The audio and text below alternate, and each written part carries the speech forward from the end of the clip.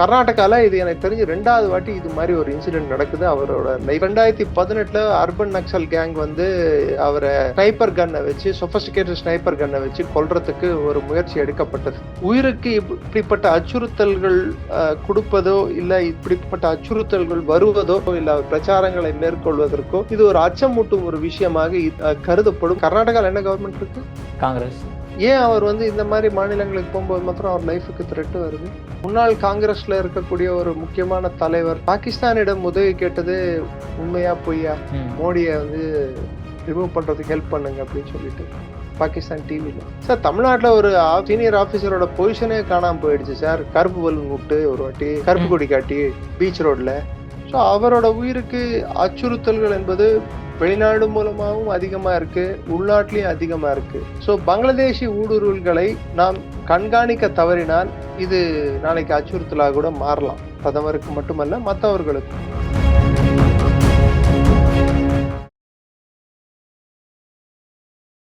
இளைய பாரத நேயர்களுக்கு வணக்கம். இன்னைக்கு நம்ம நேர்காணல நம்ம சிறப்பு விருந்தினர் டிஃபென்ஸ் அனலிஸ்டான டாக்டர் நிரஞ்சன் சார் அவர்கள் தான். சார் வணக்கம் சார். ஜெய்ஹிந்த். வணக்கம். ஜெய்ஹிந்த் சார். ஆக்சுவலா நான் பெங்களூருக்கு வந்து மோடி அவர்கள் வந்திருந்த போது ரீசெண்டா வந்திருந்தாலும் ஒரு மிகப்பெரிய ஸ்பீச் கொடுத்திருந்தாரு. பட் இருந்தாலுமே அவருக்கு வந்து ஒரு செக்யூரிட்டி பிரீச்சஸ் நடந்திருக்குதா அப்படின்ற மாதிரி ஒரு கேள்வி எழுப்பப்படுது சார். அதாவது ஜிலட்டின்லாம் நிறைய கண்டு எடுக்கப்பட்டிருக்கு, அதுவும் இல்லாம அவருக்கு வந்து கொலை மிரட்டலுமே வந்திருக்கு அப்படின்ற மாதிரி விஷயங்கள்லாம் நியூஸ்ல வருது சார். எந்த அளவுக்கு நடந்திருக்கு சார்? ஆக்சுவலா நேத்து இவர் வந்து ஆர்ட் ஆஃப் லிவிங்கோட ஒரு ஃபங்க்ஷனுக்காக வந்திருக்காரு, ஸ்ரீ ஸ்ரீ ரவிசங்கர் அவர்களோட ஆசிரமத்துக்கு. அங்க இருந்து தட்டங்குடி அப்படின்னு சொல்லிட்டு ஒரு ஏரியால பெங்களூர்ல ஒரு 3 கிலோமீட்டர் டிஸ்டன்ஸ் அந்த இவெண்ட் நடக்கக்கூடிய அந்த ப்ரோக்ராம் அந்த ஃபங்க்ஷன் நடக்கக்கூடிய இடத்துல இருந்து 3 கிலோமீட்டர் டிஸ்டன்ஸ்ல தொலைவுல ஒரு ஜெலட்டின் ஸ்டிக்ஸ் கண்டுபிடிக்கப்பட்டுள்ளது. இத வந்து போன் மூலமாக தெரிவித்தது வந்து ஒரு நபர். அந்த நபரை போலீஸ் என்ன சொல்லுறான்னா, ரெகுலரா இது மாதிரி போன் பண்றது அவருக்கு பழக்கம். ஒவ்வொரு வாட்டியும் டீடைன் பண்ணி ஒவ்வொரு வாட்டியும் விட்டுருவோம். சரி, ஒவ்வொரு வாட்டியும் டீடைன் பண்ணி ஒவ்வொரு வாட்டியும் விட்டுருவீங்க. ஆனா இந்த வாட்டி அவர் சொல்றது உண்மையா இருக்காது, அதனால விட்டுருவோம் அப்படின்னு சொல்லிட்டு. அவர் மென்டலி டிஸ்டர்ப்டு அப்படின்ட்டு. ஒரு மென்டலி டிஸ்டர்ப்டா இருக்கிற ஆளா இருந்தா கூட எப்படி ஜெலட்டின் ஸ்டிக் வந்து பிஎம்மோட ஃபங்க்ஷன் கிட்ட நெருங்கிச்சு, பாதுகாப்பு வளையத்தையும் மீறி. சரி, மென்டலா டிஸ்டர்ப்ட் ஆகிற பர்சனுக்கு அந்த பர்சன் வந்து பிளான் பண்ணாரா இல்ல வேற யாராவது பிளான் பண்ணாங்களா? சரி, ஒரு மென்டலா டிஸ்டர்ப்டு பர்சனா இருந்தா கூட அந்த பர்சனுக்கு எப்படி வந்து ஜெலட்டின் ஸ்டிக் கிடைச்சது? சோ இது மொத்தத்துல எதை காட்டுதுன்னா, ஏதோ ஒரு செக்யூரிட்டி பிரீச்சும் லேப்ஸும் நடந்திருக்கு. ஆல்ரெடி அவரோட ஐ திங்க் 2023ல இந்த கவர்மெண்ட் வந்து 22ல வந்ததுன்னு நினைக்கிறேன், காங்கிரஸ் கவர்மெண்ட். 23ல ஹூப்ளில அவரோட கேவல்கேட், அவரோட கார்கள் செல்லக்கூடிய இதுல ஒரு கார் வந்து அவர் காரை ஓவர்டேக் பண்ண பார்த்துச்சு. கர்நாடகால இது எனக்கு தெரிஞ்சு 2வது வாட்டி இது மாதிரி ஒரு இன்சிடென்ட் நடக்குது அவரோட லைஃப்க்கு. ஆல்ரெடி 2018ல அர்பன் நக்சல் கேங் வந்து அவரை ஸ்னைப்பர் கன்னை வச்சு, சொபஸ்டிகேட்டட் ஸ்னைப்பர் கன்னை வச்சு கொல்றதுக்கு ஒரு முயற்சி எடுக்கப்பட்டது. அதுக்கப்புறம் பாத்தீங்கன்னா ப்ரோ காலிஸ்தானி குரூப் மோடியை கொல்றதுக்கு காசு அறிவிச்சாங்க. குரு பத்வந்த் சிங் பன்னு என்ற ஒரு ஆளு. அதுக்கப்புறம் பாத்தீங்கன்னா அவரு டான்ஜின்ல எஸ்சிஓ சம்மிட் அட்டன் பண்ணும்போது அவருக்கு லைஃபுக்கு த்ரெட் இருக்கு அப்படின்னு சொல்லிட்டு எல்லாராலும் பெரிய அளவுல பேசப்பட்ட ஒரு விஷயம். சோ அவர் அதுவும் பங்களாதேஷ்ல இருந்து ஒரு அமெரிக்க உளவாளி டெரன்ஸ் ஜாக்சன் அப்படின்ற ஒரு உளவாளி வந்து சந்தேகத்துக்கு உரிய வகையில் அவர் கொல்லப்பட்டதும், அதே சமயத்தில் டர்க்கியோட ஏஜென்ட்ஸும் பிளஸ் ஐஎஸ்ஐயோட ஏஜென்ட்ஸும் பல பேர் வந்து ஒரு 2 நாட்களுக்குள் 17க்கும் மேற்பட்ட ஏஜென்ட்டுகள் போன வருடம் கொல்லப்பட்டது வந்து மிகப்பெரிய ஒரு சர்ச்சையா மாறிச்சு. சோ அப்ப மோடிய வந்து உள்நாட்டிலயும் சரி வெளிநாட்டிலயும் சரி யார் எலிமினேட் பண்ண பார்க்கல. அவருக்கு இருக்கக்கூடிய பாதுகாப்பு அரண் எஸ்பிஜி பாதுகாப்பு என்பது வந்து என்ன சொல்றது, இட்ஸ் 3 டயர் அரண். அது 3 டயர் சிஸ்டம். அது ஸ்டேட் போலீஸ் வெளியில இருப்பாங்க, நெக்ஸ்ட் செகண்ட் டயர் வந்து என்எஸ்ஜி வந்துடும், தேர்ட் டயர் உள்ள அவரை க்ளோஸ் ப்ராக்சிமிட்டியை ப்ரொடெக்ட் பண்றது எஸ்பிஜி ஸ்பெஷல் ப்ரொடெக்ஷன் குரூப் தான் அவரை ப்ரொடெக்ட் பண்றாங்க. ஸோ அவரை அதை மீறி அவருக்கு நெருங்கிறது வந்து ரொம்ப கஷ்டம். சுத்தி ஜாமர்ஸ் இருக்கும், அவரை நெருங்க விட மாட்டாங்க லேஸ்ல. அப்படி இருந்தும் இப்படி ஒரு சம்பவம் ஜெலாட்டின் ஸ்டிக்ஸ் பிளேஸ் பண்றதே என்பது ஒரு மிகப்பெரிய அச்சுறுத்தலை தானே பார்க்கப்படணும். ஸோ எப்படி போச்சு? சரி, அந்த நபருக்கு வந்து மென்டலி டிஸ்டர்ப்டா இருந்தா அந்த மென்டலி டிஸ்டர்ப் ஆன நபர் வந்து ஏன் போன் பண்ணி இது மாதிரி பாம்பு வச்சிருக்காங்கன்னு சொல்லணும். எதை மறைப்பதற்கு காங்கிரஸ் சர்க்கார் வந்து தட்டி கழிக்குது அங்க. Something fishy is there. எதுவும் நடக்காம இல்ல. சோ பிரதமரோட உயிருக்கு இப்படிப்பட்ட அச்சுறுத்தல்கள் கொடுப்பதோ, இல்ல இப்படிப்பட்ட அச்சுறுத்தல்கள் வருவதோ, அவர் வந்து அந்த மாநிலத்துக்கு வருவதும், அந்த மாநிலத்தில் அவர் வந்து பேசுவதோ, இல்ல பிரச்சாரங்களை மேற்கொள்வதற்கோ, இது ஒரு அச்சமூட்டும் ஒரு விஷயமாக கருதப்படும் அப்படின்ட்டு சிலர் நினைக்கலாம். பட் திரு மோடி அவர்களோ, அதாவது அவர் சுத்தி இருக்கக்கூடிய அந்த பாதுகாப்பு அமைப்புகளோ, குறிப்பிட்டு சொல்லணும்னா எஸ்பிஜி அமைப்போ, எப்பயுமே வந்து there is something called as அவர் வரதுக்கு முன்னாடியே மாக் ட்ரில் பண்ணுவாங்க. அவர் கான்வாய் எந்த ரூட்ல வருது, அந்த வர கான்வாய் எப்படி வரும், எப்படி ரிட்டர்ன் போவோம், அதுக்கு எத்தனை என்ட்ரி இருக்கு, எத்தனை எக்ஸிட் இருக்கு, உள்ள எப்படி போவோம், வெளியே எப்படி வரும். இது விவிஐபி ப்ரொடெக்ஷன்ல இது பார்ட் ஆஃப் இட். இதுல ஒரு ஏஜென்சி இல்ல, பல்வேறு ஏஜென்சிகள் இதுல பங்கெடுக்கும். சார் இப்போ ஒரு கொஸ்டின்ஸ் எழுது, என்ன கொஸ்டின் எழுது அப்படின்னு பாத்தீங்கன்னா, இப்போ மோடி அவர்கள் வராரு அப்படிங்கும்போது நீங்க முன்னாடியே வந்து எல்லாமே செக்யூரிட்டி எல்லாமே பார்ப்பாங்க அப்படின்றீங்க. இருந்தாலும் ஒரு 3 கிலோமீட்டர் தள்ளி இருக்கக்கூடிய விஷயத்துல கூட நாங்க அந்த இடத்துல ஏதாவது வீட்டுல ஏதாவது வச்சிருக்காங்க, ஏதாவது பாக்குறாங்கன்னா அதையும் சர்ச் பண்ணணும் அப்படின்னா அதெல்லாம் ரொம்ப டிஃபிகல்ட் இல்லையா சார் அதுவும்? ரோடு வீட்டுல இல்ல, ரோட்ல இருக்கு. ஓகே. சோ ரோட்ல இருந்ததால தான் பிரச்சனை, வீட்டுல இருந்த பிரச்சனை இல்ல. சோ அதனாலதான் அது வந்து உன்னித்து கவனிக்கப்பட்டது. ரோட்ல இருந்ததால் தான் அது பிரச்சனை வந்தது. வீட்டுக்குள்ள இருந்தா அது கண்டுபிடிக்கணும்னு அவசியம் இல்ல. அது மேபி அது மிஸ் ஆகிறதுக்கும் வாய்ப்பு உண்டு. பட் ரோட்ல இருக்கும்போது அந்த கான்வே அந்த சைடு பாஸ் ஆகலாம், அவர் அந்த வழித்தடத்தை யூஸ் பண்ணலாம். சோ அது ஒரு அச்சுறுத்தலா மாறலாம் பிரதமரோட உயிருக்கு. பிரதமர் அது ஒன்றும் பெருசா பாதிக்கக்கூடிய வாய்ப்பு இல்லை. பட் அப்படி ஒரு சம்பவம் நடக்குதுன்னு சொல்றதே வந்து அங்க ஏதோ பெரிய ஒரு செக்யூரிட்டி லேப்ஸ் நடந்திருக்கிறதுக்கான அறிகுறி தான். இது சம்பந்தமா எப்படி மத்திய அரசு வந்து மாநில அரசோட அதிகாரிகள் கிட்ட விளக்கம் கேட்பாங்க. எஸ்பிஜி விளக்கம், ஹோம் மினிஸ்ட்ரியும் கேட்கும், எஸ்பிஜி இது விளக்கம் கேட்பாங்க. விளக்கம் இன்னொன்னு மறந்துடாதீங்க, ஒரு மோகால தான் நினைக்கிறேன். ஒரு வாட்டி பிரிட்ஜ் மேல பாகிஸ்தான் பார்டர் கிட்ட பிரைம் மினிஸ்டரோட காரை 2 பக்கம் மறைச்சு நிக்க வச்சுட்டாங்க. பஞ்சாப்ல. ஆமா சார், அந்த ஃபார்மர் ப்ரொடெஸ்டிங் போது. அப்ப எந்த கவர்மெண்ட் இருந்தது பஞ்சாப்ல? சொல்லுங்க. காங்கிரஸ் தான் சார். கர்நாடகால என்ன கவர்மெண்ட் இருக்கு? காங்கிரஸ். ஏன் அவர் வந்து இந்த மாதிரி மாநிலங்களுக்கு போகும்போது மாத்திரம் அவர் லைஃபுக்கு த்ரெட் வருது? லெட்ஸ் நாட் ஃபர்கெட், முன்னாள் காங்கிரஸ்ல இருக்கக்கூடிய ஒரு முக்கியமான தலைவர் பாகிஸ்தானிடம் உதவி கேட்டது உண்மையா பொய்யா? மோடிய வந்து ரிமூவ் பண்றதுக்கு ஹெல்ப் பண்ணுங்க அப்படின்னு சொல்லிட்டு பாகிஸ்தான் டிவில நீங்க பாத்தீங்கல்ல எல்லாரும். முடிஞ்சா அவரை அரசியல்ல வென்று பாருங்க. இது மாதிரி இது வந்து அரசாங்கம் இதுல இன்வால்வ் ஆயிருக்குமா என்பது வந்து நான் எந்த ஒரு காஸ்டிங் ஆஸ்பெஷன்ஸ் அப்படின்வாங்க, அப்படி நான் சொல்ல வரல. கர்நாடகா அரசு மீது சொல்லவும் கூடாது. கர்நாடகா போலீஸ் உடந்தையானா இருக்கிறதுக்கான வாய்ப்பு இல்லை. ஆனா ஒருவேளை அவங்க ஸ்டேட்ல இருக்கக்கூடிய சில அமைப்புகள், தேச விரோத சக்திகள் இவங்க வந்து ஆக்டிவேட் ஆயிருக்காங்களோ, அதை இவங்க கண்ணுக்கு படாம போயிருக்கலாமோ அப்படின்னு பார்த்தா சான்சஸ் அதிகம். நிறைய அமைப்புகள் அது மாதிரி இருக்கு, சான்சஸ் நிறைய இருக்கு, அதுக்கான வாய்ப்புகள். இதெல்லாம் நம்ம கணக்குல வச்சு பார்த்தோம்னா இன்னொரு முறை என்ன ப்ரூவ் ஆயிருக்கு, பிஎம்மோட செக்யூரிட்டி வந்து எதுக்கு இவ்வளவு பலமா இருக்கு, எதுக்கு ஏன் இவருக்கு இவ்வளவு பெரிய செக்யூரிட்டி கவர் கொடுக்க வேண்டிய கட்டாயத்துல இருக்காங்க அப்படின்றது வந்து இதன் மூலமாக நமக்கு புரிய வருது. ஆஸ் இட் இஸ் அவர் ஒரு இடத்துக்கு வர்றாருனாலே அந்த இடத்த ஃபுல்லா ஸ்கிரீன் பண்ணிடுவாங்க. முதல்ல எல்லாத்தையும் அதை சானிடைஸ் பண்ணிடுவாங்க அந்த ஏரியாவை.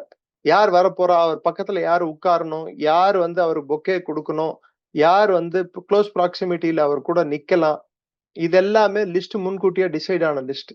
பிளஸ் அவர் வந்து எந்த வழியா இறங்குவாரு, எந்த வழியா ஏறுவாரு, இதுக்கு வந்து அட்லீஸ்ட் ஒரு 10 நாள் முன்னாடியே எல்லா செக்கிங்கும் எல்லா இதுவும் வந்து பிளானிங் நடந்துரும். அதுக்கப்புறம் பல்வேறு கட்டங்கள்ல பிளானிங் நடக்கும். அதுக்கப்புறம் நீங்க 10 மீட்டருக்கு 10 அடிக்கு 10 அடிக்கு போலீஸ் ஏன் பாதுகாப்பு போட்டிருக்காங்கன்னு பாருங்க சார். தமிழ்நாட்டுல ஒரு சீனியர் ஆபீசரோட பொசிஷனே காணாம போயிடுச்சு சார். கருப்பு பலூன் விட்டு ஒரு வாட்டி கருப்பு கொடி காட்டி பீச் ரோட்ல ஜெயலலிதா அம்மையார் ஆட்சியில இருக்கும்போது பிஎம் கருப்பு கொடி காட்டாங்கன்னு சொல்லிட்டு அந்த ஆபீசரோட பொசிஷனே வந்து போயிடுச்சு, தூக்கிட்டாங்க பதவியில இருந்து. பதவியில இருந்தேன்னா அந்த போஸ்ட்ல இருந்து தூக்கி டிரான்ஸ்பர் பண்ணிட்டாங்க. அவ்வளவு ஈஸி இல்ல. So PM is highly protected in this country. தட்டு மக்கள் செல்வாக்கு மிக்க பிரதமரா இருக்கக்கூடிய திரு நரேந்திர மோடி அவர்கள். ஸோ அவரோட உயிருக்கு அச்சுறுத்தல்கள் என்பது வெளிநாடு மூலமாவும் அதிகமா இருக்கு, உள்நாட்டிலயும் அதிகமா இருக்கு. அதுவும் நடந்திருக்கிற அந்த டைமிங் பாருங்க. பெங்காலில் பெரிய வெற்றி, அசாமில் பெரிய வெற்றி. ஸோ தேர்தல்ல அவரு இந்த தேர்தல்ல ஒரு ஸ்டேக்ஸும் இல்லாம இருந்த பிஜேபி அட்லீஸ்ட் 5ல் 3 மாநிலங்களை நேரடியாக கைப்பற்றியுள்ளது. 1 கூட்டணி, 2 தனியாக. அதுவும் பெங்கால் வெற்றி நிறைய பேரால ஜீர்ணிக்க முடியல. குறிப்பிட்டு ஊடுருவல்காரர்களாக ஜீர்ணிக்க முடியல. ஊடுருவல்காரர்கள் பல்வேறு மாநிலங்களில் அவர்கள் செயல்பாடுகள் பார்க்க முடியுது. பல்வேறு மாநிலங்கள்ல அவங்க வந்து இருக்காங்க. இந்தியா முழுவதும். ஒரு மாநிலம் இந்த மாநிலத்துல இல்ல, இந்த மாநிலத்துல இருக்காங்கன்னு சொல்ல முடியாது நம்மளால. எல்லா மாநிலத்திலுமே அவங்க ஊடுருவி இருக்காங்க. சோ பங்களாதேஷி ஊடுருவல்களை நாம் கண்காணிக்க தவறினால் இது நாளைக்கு அச்சுறுத்தலாக கூட மாறலாம். பிரதமருக்கு மட்டுமல்ல, மற்றவர்களுக்கும். Okay sir. சார் இப்போ சில வீடியோஸ்லாம் காட்டுறாங்களே, இந்த நிறைய பங்களாதேஷ்லாம் வந்து மூட்டை முடிச்சோட அவங்க நாட்டுக்கு கிளம்பி போயிட்டாங்க அப்படின்ற மாதிரி வெஸ்ட் பெங்கால். அது ரியல் வீடியோவா என்னது? ஆமா, பார்டர் ஃபென்சிங் ஸ்டார்ட் ஆயிடுச்சு. ஆபரேஷன் மகாகாளி ஸ்டார்ட் ஆயிடுச்சு. ஆபரேஷன் மகாகாளி. நீங்களா போயிட்டீங்கன்னா மரியாதை, நாங்களா அமுச்சு வைக்கிறது வேற ஸ்டைல்ல இருக்கும்னு சொல்லிட்டாங்க. ஓகே. பங்களாதேஷ் ஃபாரின் மினிஸ்டர் வந்து இதுக்கு பெரிய ஆட்சேபனை தெரிவித்துள்ளார். உன் நாட்டோட பொதிய நான் ஏன் சுமக்கணும்? என் நாட்டு மக்களுக்கே வேலை இல்லாத போது உன் நாட்டு மக்கள் என் நாட்டுல என்ன பண்றாங்க உட்கார்ந்துகிட்டு? அத்துமீறி நடந்தவர்களை கட்டாயமாக வெளியேற்றுவதுதான் நம் கடமை. வீட்டுக்கு முன்னாடி வீட்டுக்கு விருந்தாளி வந்தா அவங்கள உட்கார வச்சு உபசரிச்சு சாப்பாடு போட்டு சாப்பாடு கொடுத்து அவங்கள வந்து ரெஸ்ட் எடுத்துக்க சொல்லி அவங்க எப்ப போறாங்களோ அது வரைக்கும் காத்திருந்து அனுப்பி வைக்கிறது அது பண்பாடு, இந்திய பண்பாடு. அதே சொல்லாம கொள்ளாம வந்து வீட்டுல திருட நுழைஞ்சா செவில் திரும்புற மாதிரி 2 விடுறதும் நம்மளோட பண்பாடு தான். ஐயா சாமி திருட வந்திருக்கியா, ராசா வா ராசா, கல்லாப்பட்டியை திறந்து கொடுக்குறேன், பீரோவை திறந்து வைக்கிறேன், எடுத்துக்கோ அள்ளிக்கோ உந்துதான் அப்படின்னு சொல்ல முடியுமா என்ன? சார் அதே மாதிரி இப்போ அங்க வந்து நிறைய சுதந்திர அதிகாரி ஆகட்டும் மற்றவங்க எல்லாம் எடுத்துட்டு போய் எலெக்ஷன் கமிஷன்ல கொடுத்துருக்காங்களே சார், இந்த மாதிரி கள்ள ஓட்டுகள் நிறைய வந்து மம்தா பானர்ஜி வச்சிருக்காங்க அப்படின்ட்டு. அப்படின்னா அது இதை வச்சு தான் அவங்க வெற்றி பெற்று இருந்தாங்களா எத்தனை வருஷமா? அவங்க மாத்திரமா வெற்றி பெற்றாங்க, கம்யூனிஸ்டுங்க கூட தான். இதோட ஒரு கேவலமான விஷயம் என்ன தெரியுமா? கம்யூனிஸ்டுங்க பண்ற விஷயம், பெங்கால்ல பண்ண விஷயம், இல்ல அங்க அவங்க பண்ணிட்டு இருந்த விஷயம். அவங்க கட்சி ஆபீஸே அவங்களால மீட்க முடியல. மம்தா பானர்ஜி பல வருடங்களாக அதை பூட்டு போட்டு வச்சிருந்தாங்க. நான் சொல்ல ரிஜு தத்தான்னு சொல்லிட்டு டிஎம்சியில இருந்து நீக்கப்பட்டுள்ள அவங்களோட ஸ்போக்ஸ் பர்சன், செய்தி தொடர்பாளர், அவரே வந்து நேத்து CNN ஆனந்த் நரசிம்மனுக்கு கொடுத்திருக்கிற இன்டர்வியூல சொல்லியிருக்காரு. அதுல அவர் சொல்லியிருக்காரு, கம்யூனிஸ்ட் பார்ட்டி ஆபீஸுங்களும் காங்கிரஸ் பார்ட்டி ஆபீஸுங்களே மூடி இருந்தது. சுவேந்த அதிகாரியும் பிஜேபியும் வந்து பவருக்கு வந்துருச்சுன்னு தெரிந்த பிற்பாடுதான் அதெல்லாம் இப்ப திறக்கப்படுது. டிஎம்சி கட்டுப்பாட்டுல இருந்து திரும்பி கம்யூனிஸ்ட். இங்க என்னடான்னா கம்யூனிஸ்டுங்க திரும்பவும் நாங்கள் எங்கள் போராடி நாங்கள் ஜெயித்து விட்டோம். என்ன போராடி ஜெயிச்சீங்க? அங்கேயும் 2 சீட்டு, இங்கேயும் 2 சீட்டு. நாம் இருவர் நமக்கு இருவர். அதாவது சிபிஐ சிபிஎம் கட்சியும் 2 வாங்கினதும் 2. இங்க வேணும்னா சொல்லிக்கலாம் நாம் இருவர் நமக்கு 4 அப்படின்னு சொல்லிட்டு. மொத்த இந்தியால எடுத்து பார்த்தா 2 2 இது ஒரு 35 நினைக்கிறேன். கேரளால 39 41 45 சீட்டுக்குள்ளதான் இருக்கும் மொத்தமே. இந்தியா ஃபுல்லா எடுத்து பார்த்தா அசம்பிளி சீட்டுங்க. பல மாநிலங்கள்ல கம்யூனிஸ்டுங்க இருக்காங்களா இல்லையான்னு கூட தெரியல. உதாரணத்துக்கு உத்தரப்பிரதேசம் தொழிலாளி வர்க்கமே இல்லாத மாநிலம், மீன் ஏழைகள் அதிகம் இருக்கக்கூடிய மாநிலம், தொழிலாளிகள் அதிகம் இருக்கக்கூடிய மாநிலம். அங்கேயும் கம்யூனிஸ்டுங்க இல்ல. ஹரியானால இல்ல, மத்திய பிரதேஷ்ல இல்ல, மகாராஷ்டிரால ஒரு பேர் இருந்தாங்க, இப்ப இல்ல. அவங்களோட கம்யூனிஸ்டுக்கு 2 முகம் இருக்கு. நாணயத்துக்கு இரு பக்கம் மாதிரி. ஒரு முகம் வந்து அரசியல் ரீதியாக நாங்க ஆட்சிக்கு வருவோம். என்னைக்குமே கம்யூனிஸ்டுங்க வந்து பேலட் மூலமாக ஆட்சிக்கு வந்தது இல்ல, புல்லட் மூலமா தான் ஆட்சிக்கு வந்திருக்காங்க.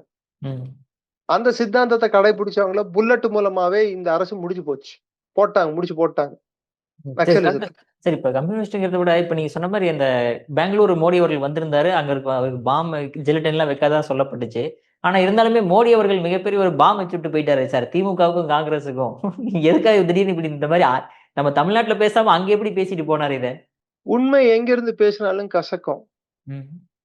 2வது இங்க ராகுல் காந்தி பதவியேற்பு விழா நடத்தும் போது அங்க அவர் காங்கிரஸ் ஆளும் மாநிலத்துல வந்து பேசிட்டு போனதும், அடுத்து ரேவந்த் ரெட்டி அவர்களோட உட்கார்ந்துகிட்டு தெலங்கானா மாநிலத்துல அந்த சீஃப் மினிஸ்டர் கூட உட்கார்ந்துட்டு பேசினதும் அவர் சொன்னாரு, எங்களோட மாநிலத்தை 1 ட்ரில்லியன் எக்கானமியா நீங்க மாத்துறதுக்கு உதவணும். எப்படி உங்களுக்கு மன்மோகன் சிங் யுபிஏவின் 10 ஆண்டு காலத்துல நீங்க குஜராத் முதல்வரா இருக்கும்போது உங்களுக்கு உதவி செய்தாரோ, அதே போல் நீங்க எங்களோட பொருளாதாரத்தை 1 ட்ரில்லியன் ஆக்குறதுக்கு உதவணும்னு சொல்லி கேட்டாரு மாண்புமிகு தெலங்கானா முதல்வர்.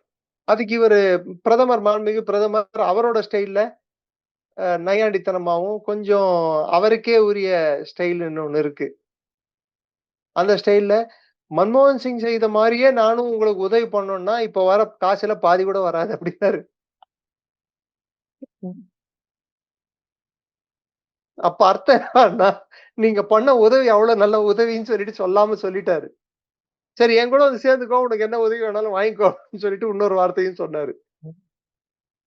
சோ தட் ஷோஸ் ஒரு எதிர்க்கட்சி கூட பேசும்போது கூட ஒரு பேண்டர் இஸ் தேர். பேண்டர்ன்னா ஒரு கிண்டலும், நையாண்டித்தனமும் அரசியல்ல வந்து அது சாதாரணமா இருக்கக்கூடிய இயல்பான ஒரு விஷயங்கள். It is a serious game. அதுக்குன்ட்டு எப்பயுமே மூஞ்சி சீரியஸா வச்சுட்டு இருக்க கூடாது. கொஞ்சம் கேலி இருக்கணும், கொஞ்சம் கிண்டல் இருக்கணும், நெறைய விஷயம் இருக்கணும். ஆனா நம்மளே கேலி கிண்டல் ஆயிட்டோம்னா, இருக்காங்க அப்படின்னு தலைவர்கள் இருக்காங்க. நேத்து ஒருத்தர் ஸ்டேஜ்ல நின்னுட்டு இருந்தாரு. எதுக்கு நிக்கிறாருன்னே தெரியாம நின்னுட்டு இருந்தாரு. டீ ஷர்ட் போட்டு. கூப்பிட்டு வச்சு அவமானப்படுத்துற மாதிரி இருக்குது சார் இதெல்லாம். எதுக்கு பாவம். சி நான் என்ன சொல்றேன், நீங்க நின்ன கட்சி ஒரு கட்சி கூட. இன்னைக்கு இப்போ வந்து நிக்கிறீங்க. என்ன முகாந்திரத்தோட நீங்க அங்க நிக்கிறீங்க? அதனால சார் மோடி அவர்கள் சொன்னாரு. அதாவது காங்கிரஸ் வந்து திமுக முதுகுல குத்திருச்சு அப்படின்ட்டு. எரியுதடி மாலா ஃபேன 12ஆம் நம்பர்ல வையின்ட்டு யார் சொல்லணும்னு இப்ப தெரியல. ஸ்டாலின் அவர்கள் அவருக்கே சொல்லிக்கணும் போல சார். அவர் சொல்லணுமா? இல்ல சொல்லணுமான்னு தெரியல. இதுதான் பிரச்சனை. அதாவது ஒவ்வாத கூட்டணிகள் ஆரம்பித்தாலும், சில நேரத்துல பிஜேபிக்கும் இந்த தர்ம சங்கடம் வந்தது உண்டு. உதாரணத்துக்கு அஜித் பவாரோட வைத்த கூட்டணி, உங்களுக்கு தர்ம சங்கடத்தை ஏற்படுத்தி தானே இருக்கு. நேத்து பேச்சுவாக்குல இன்னொரு விஷயத்த சொல்ல விரும்புறேன். நேத்து நானு பேசின விஷயத்துல ஃப்ளோல வந்து நீங்க எடிட்டிங்ல விட்டீங்களா என்னன்னு தெரியல. ஷியாமா பிரசாத் முகர்ஜிய பத்தி பேசும்போது அவர் காங்கிரஸில் இருந்தார். அதுக்கப்புறம் அவரு சப்சிக்வென்ட்டா ஜனசங்கத்தை ஸ்டார்ட் பண்ணார். அவரு அ அப்படின்னு சொல்லிட்டு அவர் மினிஸ்ட்ரியில இருந்தாருன்னு நான் சொன்னேன். அவர பத்தி கொஞ்சம் பிரீஃபா சொன்னேன். நீங்க எடிட் பண்ணும்போது எங்கேயோ கட் ஆயிருக்கு அது. நெறைய பேரு பிஜேபியில இருக்கக்கூடிய அ அதாவது ரொம்ப நாளா பிஜேபியில இருக்கிறவங்க, அவங்க வந்து எனக்கு அறிவுரை கூறுற மாரி, அவங்க அறிவுரை ஏத்துக்கிறேன். நான் இல்லன்னு நான் சொல்லல. அறிவுரை கூறுற மாரி, ஆ எனக்கு வரலாறு ஏதோ அவங்க கத்துக் குடுக்குற மாரி, அ அவங்களால முயன்ற ஒரு முயற்சிய எடுத்திருக்காங்க. பட் அவங்க பார்வைக்கு நான் சொல்ல விரும்புவது, திரு ஷியாமா பிரசாத் முகர்ஜி வேணும்னா அவர் ப்ரொஃபைல்ல அவரோட பயோகிராஃபி எடுத்து படிங்க. 29 முதல் 30 வரை காங்கிரஸ் கட்சியில் இருந்தார் என்பதற்கு ப்ரூஃப் இருக்கு. 29-30. அதுக்கப்புறம் தான் அதான் நான் சொன்னேன். கேசவ் பலிராம் எட்கவரும் காங்கிரஸ்ல இருந்தாரு. முகர்ஜியும் காங்கிரஸ்ல இருந்தாருன்னு தான் நான் சொன்னேனே தவிர்த்து, காங்கிரஸ் கட்சியில இருக்கும்போது தான் மந்திரி சபையில வந்தாங்கன்னு நான் சொன்னேன் நானு. ஒரு காலத்துல எல்லாரும் காங்கிரஸ்ல இருந்தாங்கன்னு தான் நான் சொன்னேன். முகர்ஜி அவர்களும் வந்து 29, 30 வரை காங்கிரஸ்ல இருந்து அதுக்கப்புறம் விபேதிச்சு இந்து மகாசபாக்கு வந்தாரு அவரு. அது எல்லாரும் சேர்ந்த மந்திரி சபையாக இருந்ததுன்றது உண்மை. அதெல்லாம் நான் வந்து இல்லன்னு சொல்லல. ஆனா, இங்க இருக்கிறவங்களுக்கு என்ன ஒரு சில பேருக்கு பிரச்சனைடான்னா, அ பேசுறவன் எல்லாம் முட்டாள். அவங்க மட்டும் தான் புத்திசாலின்னு நெனச்சுக்கிறது வந்து ஒரு தவறான ஒரு எண்ணம். ஒருவேள திமுகவ பார்த்து பார்த்து பழகுனவங்களுக்கு என்னையும் அப்படி நெனைக்கிறாங்களா என்னன்னு தெரியல. Anyway I take it with நான் சொன்ன கருத்த வந்து அ எ எல்லா விதத்திலயும் என்னோட அ என்ன சொல்றது? முழு மனதோட ஏத்துக்கிறேன். என்ன கரெக்ட் பண்ண பார்த்ததுக்கு. ஆனா, நான் சொன்ன மைய கருத்து அவர் காங்கிரஸ்ல இருந்தார் என்பதை தவிர்த்து, அவர் மந்திரி ஆகும்போது காங்கிரஸ்காரரா இருந்தாருன்னு நான் சொல்லல. சொன்னேனா? அவர் மந்திரியா இருக்கும்போது காங்கிரஸ்காரர்ன்னு நான் சொன்னேனா? So, okay. எனிவே உங்களோட கமெண்ட்ஸ்ல வந்து பாசிட்டிவான கமெண்ட்ஸ வந்து நான் எப்பவுமே வந்து ரைட் ஸ்பிரிட்டோட எடுத்துப்பேன். இது ஒரு பாசிட்டிவான கமெண்ட்டா தான் நான் பார்க்கிறேன் தவிர்த்து, நெகட்டிவான கமெண்ட்டா நான் பார்க்கல. நெகட்டிவான கமெண்ட் வந்து என்ன திட்டி, பு எனக்கு புகழாரம் சூட்டி நெறைய பேரு போடுறதுண்டு. அ என்னை வசைபாடும், என்னை அ தரம் தாழ்ந்து என்னை போற்றும் பலருக்கு நன்றி. உங்களோட ஒவ்வொரு திட்டும் எனக்கு என்னோட வீடியோக்கு இன்னொரு லைக்னு அர்த்தம். ஏன்னா நீங்க திட்டினா தானே ஒரு கமெண்ட் எக்ஸ்ட்ரா வருது, இன்னொரு 10 பேர் பார்ப்பாங்க. நன்றி. ஸோ விக்ரம் சார், எப்பயுமே திட்டுறவங்கள எப்பயுமே அவங்க தான் நம்மளுக்கு மெயின் ஆடியன்ஸே. I have touched their raw nerve. அவங்களுக்கு வந்து எங்கேயோ ஒரு இடத்துல குத்தக்கூடாத இடத்துல குத்துனதால மட்டும்தான் அவங்க வந்து லபோதிபோன்னு அடிச்சுக்கிறது. I am happy. Coming back to subject. அவர் காங்கிரஸ பத்தி பேசினாரு, அவரு பண்ணாரு. அதே மாதிரி திரும்பி கர்நாடகால போயிட்டு ரேவந்த் ரெட்டிய பார்த்தாரு, பவன் கல்யாண் அவர்களை பார்த்தாரு, சந்திரபாபு நாயுடுவை பார்த்திருக்காரு. நேத்து இங்க எல்லாம் நடக்கிற அதே சமயத்துல அங்க வந்து பிரைம் மினிஸ்டர் சவுத் இந்தியாலே தான் இருந்தாரு. இன்னொரு கூத்து நடந்துட்டு இருக்கு. இங்க தொப்புக்கடியில் எகிரி குச்சி 5 எம்எல்ஏ வந்து உனக்கு சப்போர்ட் தரேன்னு சொல்லிட்டு மந்திரி சபையில இடம் கொடு, எனக்கு எம்பி டிக்கெட் கொடு, அது கொடு, இது கொடு, வானமே எல்லைன்னு சொல்லிட்டு எல்லாத்தையும் கொடுன்னு சொல்லிட்டு கேட்டவங்க கேரளால 98 சீட்டு கிட்ட வாங்கிட்டு மந்திரி சபை அமைக்க முடியாம அலப்பறையா கூட்டு வச்சுட்டு ஒருத்தர் போஸ்டர் மேல ஒருத்தர் வந்து சாணி அடிச்சுக்கிட்டும் க்ரூட் ஆயில ஊத்திக்கிட்டும் இது நடுவில் ஐயுஎம்எல் வேலை அராஜகம் பண்ணிட்டு இருக்கு. இந்த கூத்து வேற நடந்துட்டு இருக்கு கேரளால. இங்கி பிக்கி பாங்கி ஃபாதரோட டாங்கின்னு சொல்லிட்டு யாரு சிஎம்னே தெரியாம கேரளா மக்கள் இத்தனை சீட்டு கொடுத்துட்டு முடிச்சிட்டு இருக்காங்க.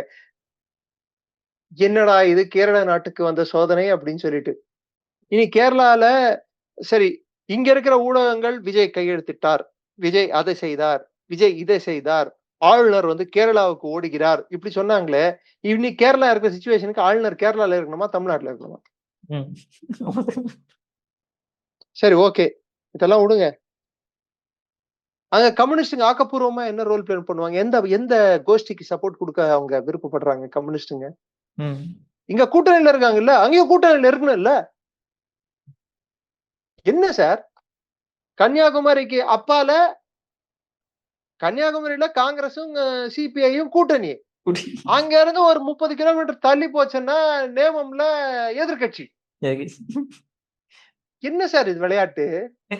இதுக்கு பேர் தான் unity in diversity sir. Unity in டைவர்சிட்டியா? இதுவும் நல்ல விளக்கம் தான், நான் ஏத்துக்கொள்கிறேன் முழு மனதோடு. ஒரு பழமொழி இருக்கு, டு பி a பிஜேபி, என்னோட சொந்த கருத்து இது. To be a BJP's enemy is dangerous. To be a Congress friend is fatal. பிஜேபியோட எதிரியாக இருப்பது ஆபத்தானது, டேஞ்சரஸ். காங்கிரஸோட நண்பனாக இருப்பது அச்சுறுத்தலானது. இன்னும் ரிவர்ஸ் சொல்லலாம், அது பிஜேபியோட எதிரியாக இருப்பது அச்சுறுத்தலானது, காங்கிரஸோட நண்பனாக இருப்பது ஆபத்தானது. தினகண்டம் பூர்ணாயுசுன்னு தான் அவங்க ஆட்சியே இருக்கும். என் நண்பர்களை முதுகில் குத்துவது காங்கிரசின் வரலாறு. அந்த வரலாற்று சான்றை இன்னொரு முறை காங்கிரஸ் தக்க வைத்துக் கொண்டுள்ளது தமிழகத்தில். So let's set the better about Congress.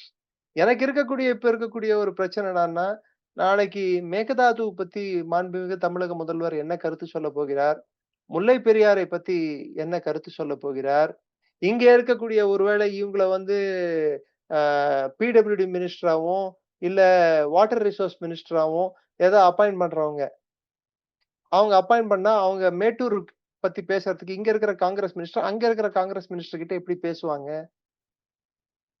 கூடுன்னுவாங்களா இல்ல குடுக்காதேன்னு சொல்ல வருவியா வரமாட்டியான்னு பாடுவாங்களா, என்ன பண்ணுவாங்க? டி.கே. சிவகுமார் நான் டேம் கட்டியே தீருவேன்ன்றாரு மேகதாதுல. இங்க கூட்டணியில இருக்கக்கூடிய காங்கிரஸோட நிலை என்ன? இதெல்லாம் திரு விஜய் அவர்களுக்கு இந்த தர்ம சங்கடம் வந்து திமுகவோட போட்டுமே, இவருக்கு எதுக்கு இந்த தர்ம சங்கடம்? இதெல்லாம் வேணாம் தானே நீங்க தனியா ஆட்சி அமைச்சீங்க. திரும்பி அதையெல்லாம் திரும்பி ஏன் வந்து நீங்களா வந்து மடியில ஏத்தி உட்கார வச்சுக்கிறீங்க? கணம் இருந்தாதான் வழியில பயம் இருக்கணும். சோ இவர் ஆட்சி தொடர்ற பயம் ஏன் இருக்குன்னா மடியில எக்கச்சக்கமான கணம் இருக்கு, எல்லாமே துரு பிடிச்சது.